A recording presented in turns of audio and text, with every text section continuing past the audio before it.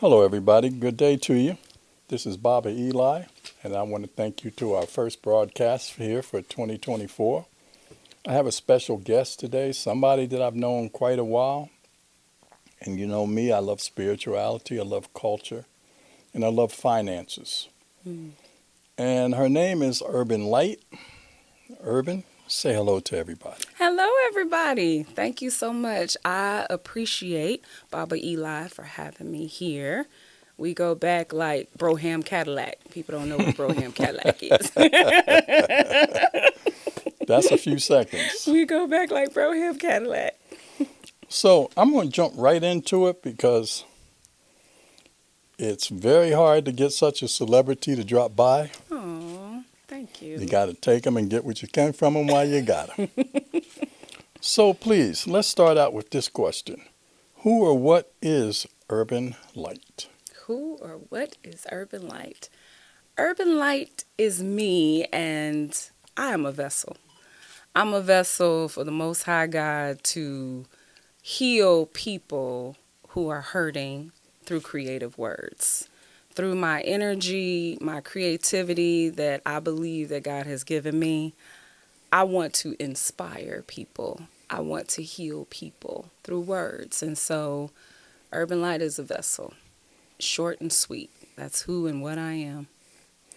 Well, I've known you for quite a while, as you stated, and I've always noticed that every time you go somewhere and you're in front of an audience has a hard time not watching and listening to you. It's never, let me open a bottle of water or let me pop a piece of candy. You always get people's attention and they're very much focused on you. And that right there is a tribute to anybody that gets in front of a mic and a camera to be able to hold that audience.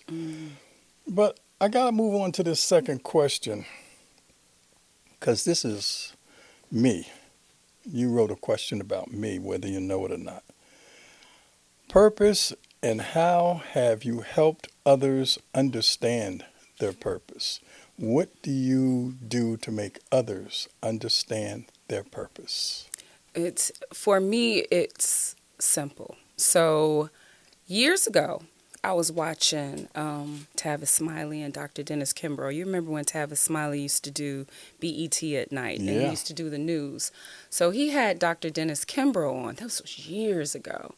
And I remember I was in that moment of really wanting to know, God, what am I supposed to do? Like, why am I here? You know, what's the purpose of me being here? Because it seemed as if I had up until that point such a tumultuous life, just going through living and growing up in hardship and hard times. And both my parents during the crack era were on drugs. And at that moment of just going through so much frustration, I was like, why? Why am I even here? What is my purpose? And I remember Dr. Dennis Kimbrough. He said, find that thing that you would do every day that no one would need to pay you for. That is what you're supposed to be doing. What do you love to do that you would do every day that no one would have to pay you for? And I looked back over my life, and I didn't get it right then. It took some time. But as I continued moving and continued going on, I remember when I went through my divorce, my therapist said to me, she said, write every day in your journal of what you're going through. When I was little and I look back over my life, I was in a gifted class for writing. I remember I had Professor Jones, Dr. Jones, and I was in elementary school, and he put me in gifted class. So when you look over your life, the thing that you are supposed to be doing, if you go back, you've probably been doing it all along. All along. Like the woman or the man that is supposed to open up that daycare center. If you look back over your life, you were probably that child that your mother gave to take care of all the other children. Or you were taking care of everybody in the neighborhood, all the little kids in the neighborhood. And you are supposed to open up that business. You're supposed to open up that daycare center because people are waiting for you. So what I do is I live my life every day, and I always tell my story. And it's amazing that when you tell your story, you will find that it inspires people to do what it is that they were supposed to do. You find your purpose by going back and looking at that one thing that you have been doing probably all of your life.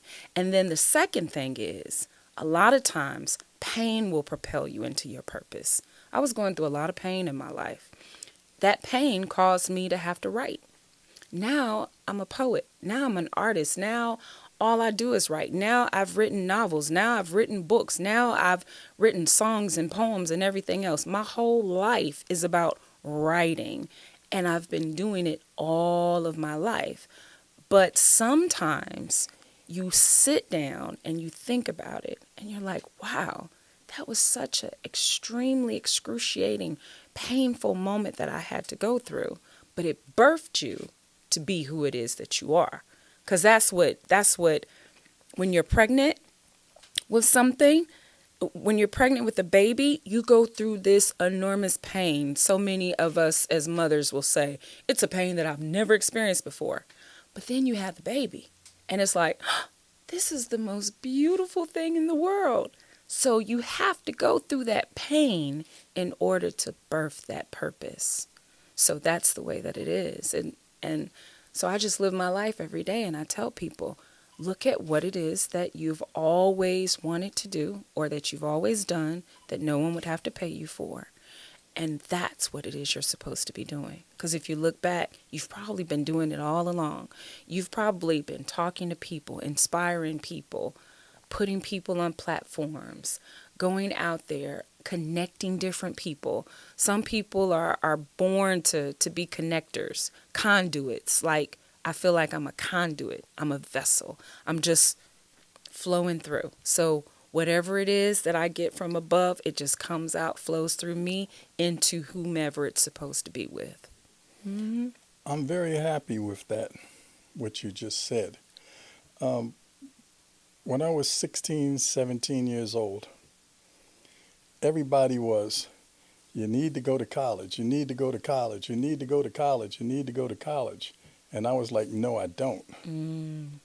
Um, even though I graduated at the top 10% in my high school class, I knew that going to school and talking about psychology, pathology, history, etc., I had enough of that in high school. Right. But I had a full scholarship to Rutgers, so I had to accept it, or I think my mother would have put me in the oven or something. Yeah, I've been disappointed. Yeah, I get it. And after a year and a half, I dropped out. And I started doing things like working on cars. Then when computers came out, I started repairing computers. I never went to school for any of that. Mm. And that's something that I think our parents need to think about too. Just like you had that natural path. Mm-hmm. Does it always take getting off of the road of the natural path to get back to the path? Mm. So after my mother saw what I was doing, and I became a manager of an auto garage at 18 years old, Wow. she left me alone. Wow, see? Yeah. And ever since that, all I've been doing is fixing or creating. My wife says to me, how come you don't look at the manual? I said, well, if I look at the manual, then I'm not learning. Mm. I learn by mistakes. Mm-hmm. I do things, and if they don't turn out right, that mistake is knowledge for me. Mm-hmm. It Mm-hmm. just burns itself in. And that's one of the nice things about what you were saying is parents, they should get their kids to follow the path of success of what is good within them. That's right.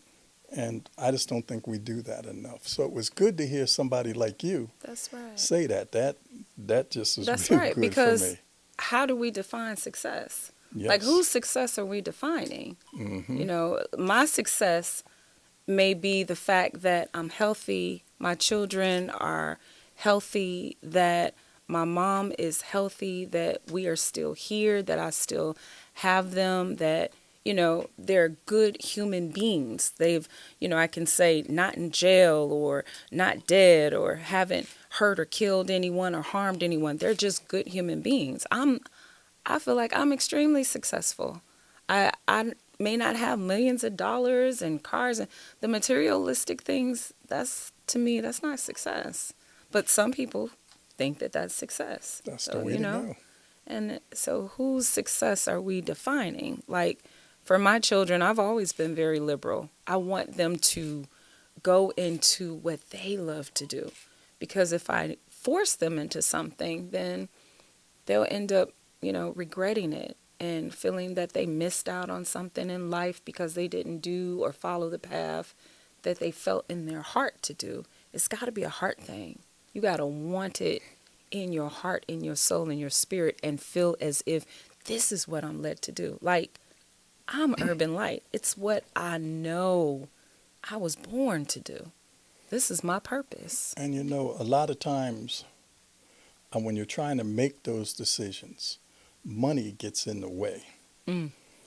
So I had a guy that was about 30 years older than me. He told me one day, he said, you got to think of yourself the way you are right now. You're standing on a fence, at the top of a fence. Mm. On one side of the fence is your paycheck. The other side of your fence is your freedom, called what you like to do. Mm. He says, so one of these days you're going to get enough nerve to jump off the fence That's to the right. side of what you want to do. That's right. I never got enough nerve. Mm. What happened is I got laid off. The company I was working for, they laid everybody off. Mm-hmm. So I had to jump off of the fence to something called unemployment, and I Mm-hmm. didn't like it. Mm-hmm. Within a matter of months, I built my own computer repair company and started traveling all up and down the East Coast That's independently. That's it. And so I really appreciate what you're saying, and nothing like it. Mm-hmm. Just be who you are, and you'll be Mm-hmm. just fine. Mm-hmm. So we got to move on again because I can't keep you forever. I know 55,000 people trying to get you today somewhere. So let's talk about positive lyricism. Lyricism. Mm-hmm. Lyricism. You got to get me Positive on lyricism. that one. And why Mhm. it's important. Okay, so right now, I look at the news feeds all the time. So I try to stay within the know. And especially, I have a teenager, so she keeps me in the know, right? She keeps me in what's going on with this one and that one and culture and hip hop and all of that. So I'm usually in the know because of the fact that we are not here forever, right? We're here to live our lives, to build legacy, and to leave an inheritance, right? It is important, extremely important, because I believe what Titus says in the Bible. Titus says, it says that the older women are supposed to teach the younger women, right? What I am seeing in our culture, in the Black community, in our culture, is a lot of negativity, a lot of, it's just disgraceful. There is nothing. It's immorality. It's awful. I was listening to some song lyrics. My daughter was like, "You got to hear this," and it went, "My this and this is that, and my that and that is this color," and I was like, "What? What did she just say?" And that type of mantra is being pushed by people who don't look like us. Amen. Right? However, our children who do look like us, because those celebrities who are being pushed by those who don't look like us, our children are looking up to them because that's the culture.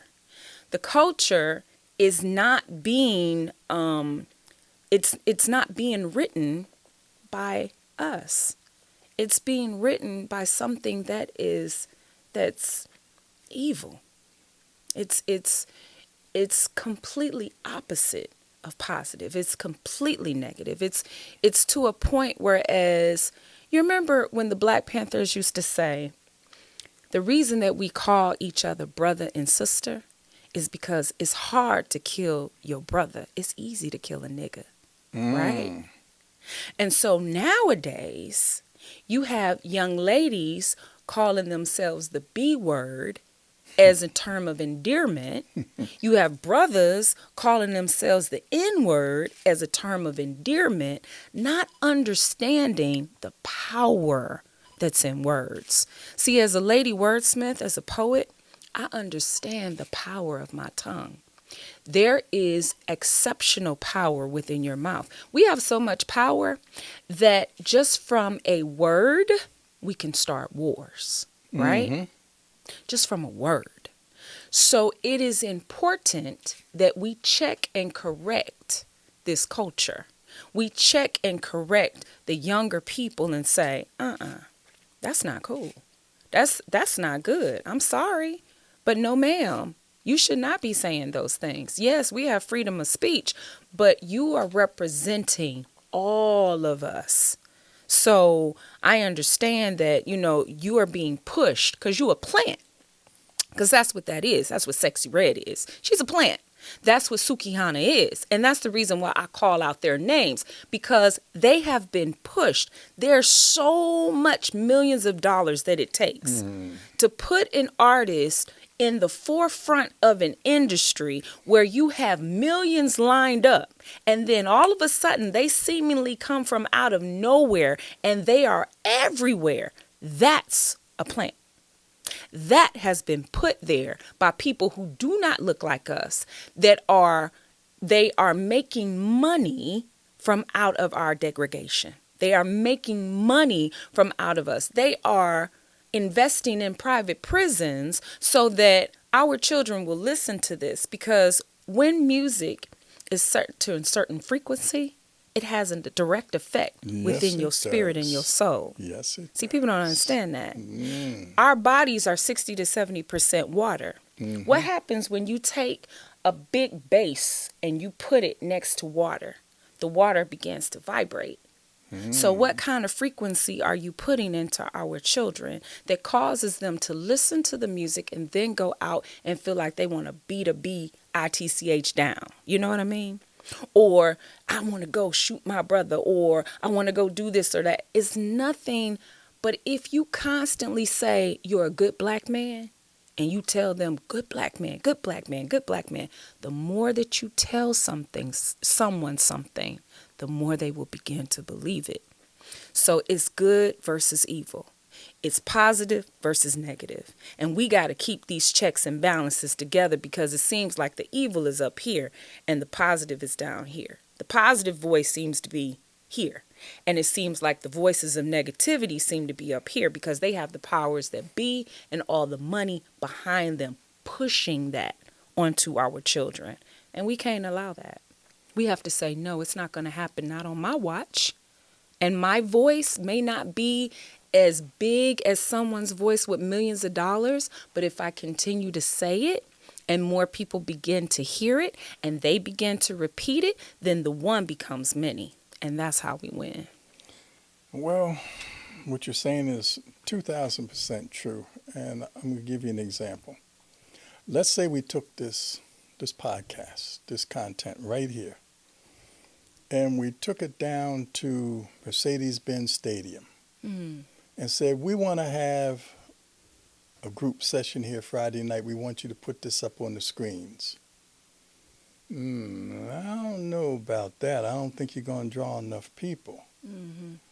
But if we say Beyonce's coming too as the entertainment, that place is going to sell out. Absolutely. What is Beyonce but a portal? People don't even understand what she's doing or saying. They think it's just something you get a good, you get that vibe, just like you were saying. It's built just right. But she's not giving you anything. Anything that can change your life. That's right. For the better. That's right. So you're right. We just pay too much attention to those people that throw, and especially I feel sorry for black women, because with how they display their beauty. Say it. Their grandmother didn't think that mess up. No, absolutely not. And their daddy and their mommy is like, oh, this a good example. I remember the last time I watched the BET Awards, it was Magic Johnson and a couple other two football players up there, and Beyonce had not left the group yet. She was sitting next to her dad, and they called her up, and she came up on the stage in front of a national TV audience and gave the guy Oh, that's right. gave A him a lap lap dance. gave him a lap dance. I think she gave Terrence Howard a lap dance. It was either Terrence Howard or Magic Johnson. Or It was Magic it was Johnson. Magic And that her she gave a father's lap sitting dance out to. there. He's happy. Mm. And I'm saying to myself, what the heck? But you've noticed you've never seen that ever again. Mm-mm. Because they checked and correct that. It may be for that one time, Mm-hmm. but Beyonce has checks and balances in place. See, that's the difference. Mm-hmm. There are certain things that they are not just going to let her do. Tina's not going to let her do. Mama Tina is just not. And not only that, but she's been reared by a mother and a father who has a standard, who has invested in this young lady, Mm-hmm. her and Solange, and have said, no, no, no, no, no, no. So there's only so far, if you've ever noticed, you will not see a Beyonce in a thong on stage like a Megan Thee Stallion and a Cardi Oh B, my God. humping on each other with their legs wide open, talking about, WAP. You're not going to see that.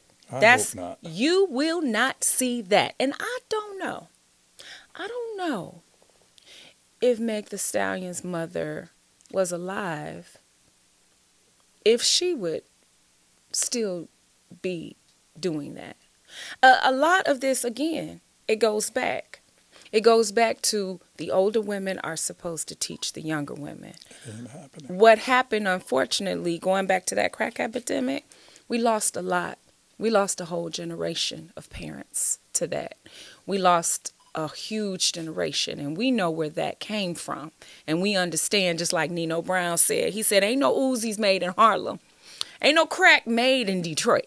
Mm-mm. So it had to be pushed up in there from somewhere, right? And it was centered in on the Chicagos and the Detroits and the New Yorks and the populations where there was a lot of brown and black people that at a time were striving. Because when I was growing up in Detroit, we had Mayor Coleman Young, and black people were thriving. Working at the plants, making $25 an hour back in like the 80s, having homes, and on Saturday, my father would wash the car and cut the grass, and everybody took care of everybody. All the older people that were retired from the plant watched out for us. And I remember this one time. See, this is why older women are so important. And it's okay to step in, because myself, Monique, and Shannon, I will never forget. We were standing on the corner, just talking, just hanging out, just standing on the corner talking and hanging out. Miss Walton, that used to live across the street, she yelled over and said, "Y'all get off that corner. Yeah. Young women don't belong on no corner. The village Get off concept. that corner." The village concept. Yes. It's gone. Yes. And the Miss Waltons, the Miss Max, the Miss Meadows, the Mr. Hayeses, my fathers, those people have died and gone.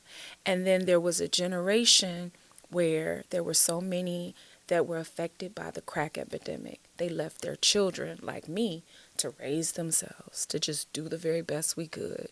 And then we had children, and then we just raised them children the best we could. Or if we were working and young, and then our babies were 15 having babies. And so now you got grandmas that's 35, and it's like, I want to reclaim my time. So I'm out there. Now you got a Bernice Burgos, who's like my age, competing with a girl that's 23. For a man that's 25. But you're supposed to be teaching the younger women instead of competing. We're supposed to be complimenting, not competing. Teaching, instructing, helping to show them the way. But instead, you have women my age that are competing with 20-year-old women. So we got to go get the BBLs and we got to go get the, all of this other stuff done. And we trying to still look young and wear all the young clothes because everyone wants to be wanted. And Maslow's hierarchy of needs says that we need to be needed. So as black women, we feel like we're the least wanted, that nobody wants us, least protected. What did Malcolm say? That we're the most disrespected, we're the least protected. So we want that, we need that. We don't feel like our men are there for us. We feel like all the white women taking our men, or the prison system is taking our men, or they're dead, or they want other men. You see, this is what's making, in my opinion, this is what's making black women dress like they dress, to be more competitive. Correct. To the eye. Correct. Hey, I got something you ain't got. Correct. Just look at me. Mm-hmm. And I really think that's the basis of it. 45 competing with a 25-year-old. I don't have competition with a 25-year-old. I'm a grown woman. I know who and what I am. You are going to attract how you feel about yourself. So if you, love is going to come to you. It don't matter what you do on the outside. I might be a couple of pounds over. Oh, this is good because there's somebody out there want all of this. Not because of the outside layer, because of the woman that I am on the inside. It's the inside that counts. Sees the worth, right? It's the inside that counts. Absolutely. All that work, and you spending tens of thousands of dollars on the outside, but your inside is still ugly. You ain't, your spirit, your soul is nasty because you're angry, because you feel abandoned, you feel lonely, you feel hurt, and it's okay to feel those things, but now you've got to take all of that, understand where it comes from, all that pain, and start moving in your purpose. Because when you're moving in your purpose, you're not in competition with anyone except for yourself. Mm-hmm. When you're moving in your purpose, you don't have time for negativity. You don't have time for cackling, backbiting, all that gossip, all that Real Housewives stuff. You don't have time for all of that because you are so living in your purpose. Every day I'm just trying to figure out, okay, God, what I'm supposed to do next. I'm a man. I'm 72 years old. You're 72, Bobby. You look good. Okay, I meant to say 42. But I'm 72 years old. It's because you got a good wife. And yes. Yes. Michelle makes you look good. You look good. I'm looking at all of the things that attracted me when I was in the 20s and the early 30s before I met her. Those things mean zero anymore. Mm-hmm. Because when I met her, I met a friend and a confidant. And I was ready to channel my energy in that one direction and receive what I got back. And what I received back was always enough to keep me satisfied. I never had to jump off the bridge to another woman since I've known this one. Come on now, yes. And when I tell that to men, a lot of them are like, man, you got to be kidding. All this stuff out here, what's out there?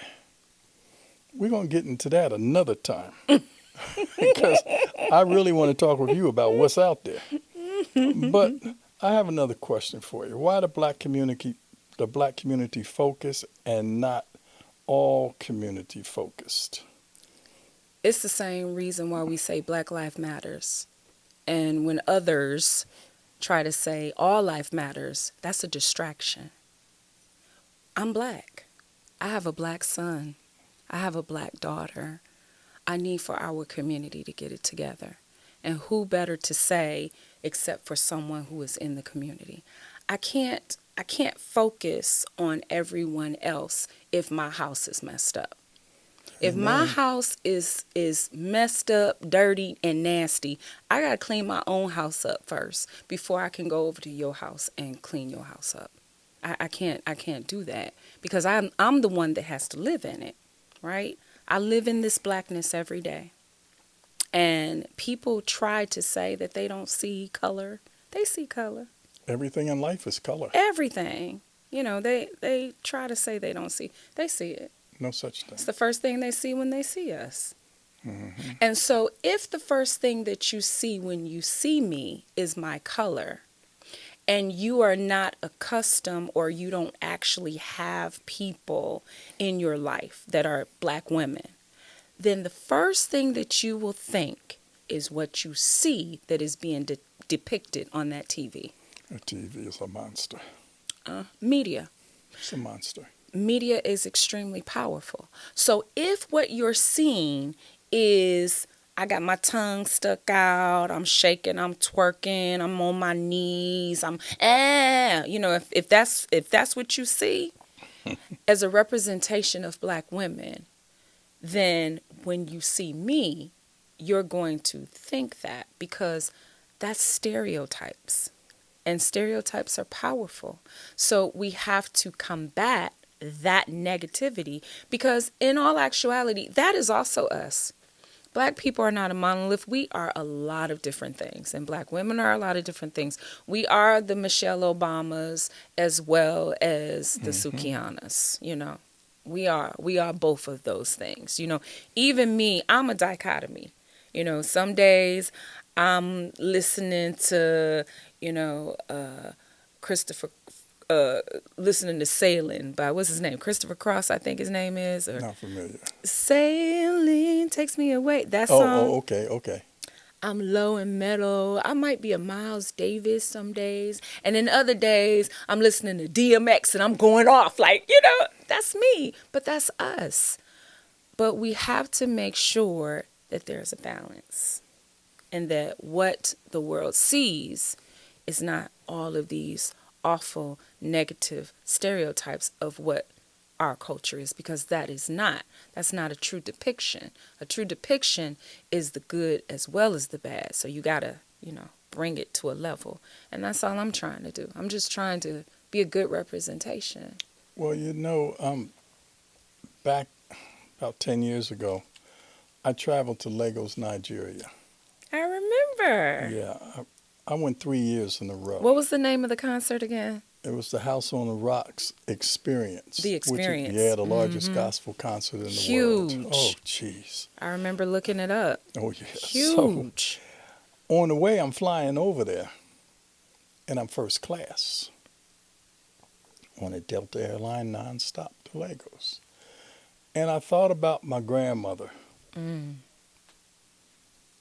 And I said, whoa, she told me stories about when she was a kid, Ku Klux Klan came and burned down her house because one of her sisters had scurvy, I believe it was, and they gave them 5 minutes to get out buck naked, and they could take nothing with them. Oh, my goodness. Here I am traveling first class, Yes. and they came the other direction Mm. under the hull of a Bellies, under the belly of the beast. boat. And so a lot of times, I always try to tell people, forget going to Puerto Rico, forget going to Santo Domingo, forget going to Brazil, forget going to Canada. Try going back to the motherland and Yes. find a piece of yourself. And when you go over there, you will find the people you came from. Yes. This is your blood, whether you like it or not. And ever since then, I don't like to watch a lot of shows on television anymore. I like watching Nollywood shows. Yes. I would have never have done that Mm. 11 years ago. Watching black people on television like that, Africans. Mm-hmm. Because every time you watch a show, you learn something that makes you better. And it's not just who stole some money or stole a car Come and on. shot somebody Come on. and got away with it. Come on, exactly. Because that's why I can't watch the BET and all of that stuff like that and Apple TV. I do not like the violence. Again, it's not owned by us. No. None of those networks, Black Entertainment Television, that was founded by Robert Johnson, is not owned by us. Nope. It's not owned by Robert Johnson, of course, because he sold it. And it's people who are the complete opposite of us. Yeah. So no, it's not owned by us. The Ironically, music I is believe- not owned by us. Ironically, I think BET is owned by the same man that owns Fox, the Australian. He Oh, had something to do with the purchase and the buyout, Robert Johnson. And also, I went to the farewell party for Robert Johnson at night oh in wow. Largo, Okay. Maryland at the BET TV station. And he was just saying he had just done the best thing in the world. And all he did was collect A, multi-millions a dollars. check. And he Mhm. walked out and he left our only station at Mhm. that time in the hands of some people who just put more and more crap on there Yes. and just try to grind you down into nothing. Same thing with radio. Well, What I got one radio more question. everything. Yes, I Mhm. got one more question for you. Tell me about your concerns for community and how you, Urban Light, are helping.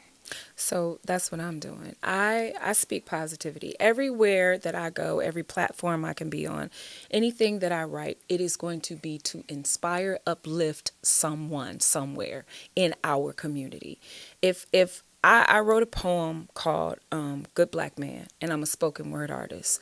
And I remember years ago, I probably wrote that poem in 2006, 2007. Mm-hmm. And I remember when I performed the poem, and it was either over at I think it was downtown Atlanta, and I did it for an open mic, and over in the cut, there's a big old tall brother, dreadlock, about 6'3", big old brother, black brother, and he was like, Urban Light, come here. After I got off the stage.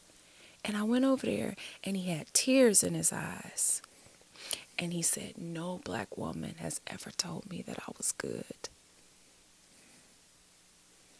I was like, wow, that made a difference. You may not meet or reach millions, but if you just reach one. I remember my pastor said to me, he said, Urban Light, he said, you can go to the places that I can't go, because he was from Trinidad. So that's my Trinidad accent. So he said, Urban Light, you can go to the places that I can't go. I was like, but Pastor, you on a pulpit. You on TV, you speak in front. However, what he was saying to me is the places that I go. If I speak to 100 and I reach one, that one might go back and reach thousands.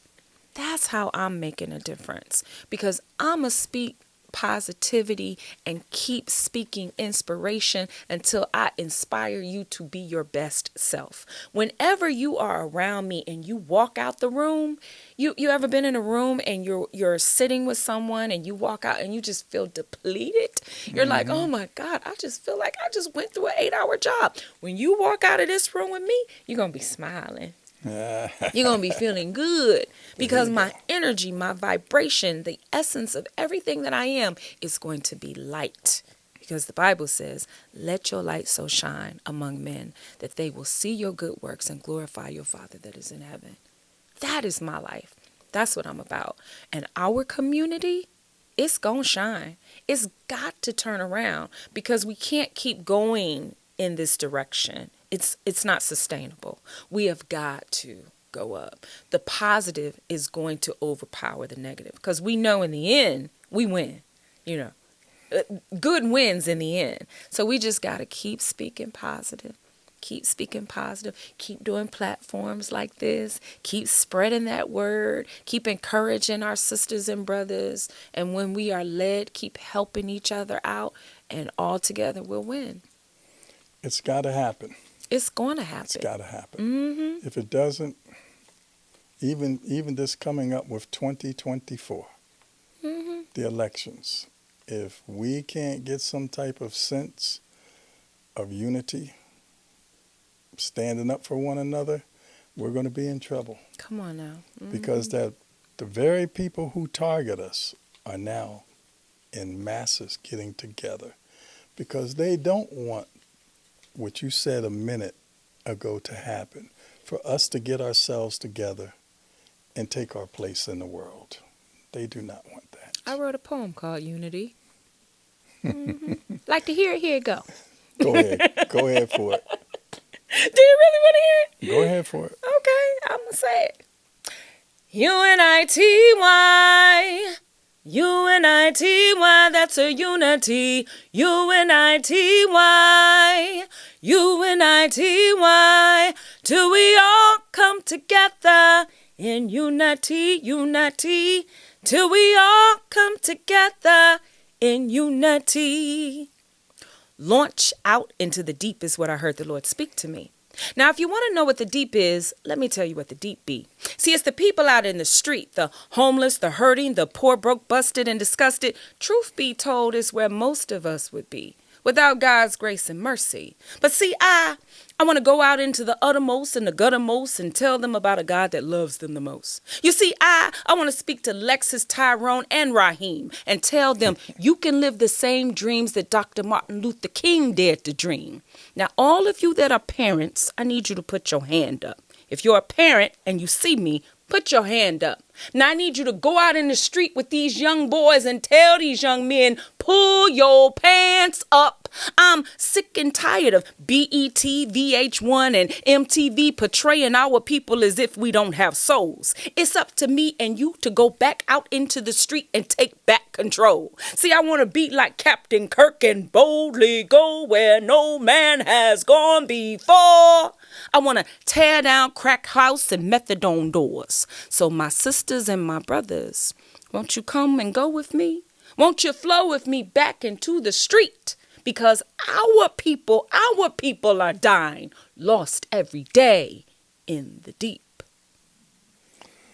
Now that's the way to end the show. Oh my goodness gracious. I want to thank you, sister. Thank you. We've been friends for a long time, and you just keep on growing. Thank you, thank you. Love you I love you dearly. so much. I love you. Thank you once again for Thank joining you. us this evening.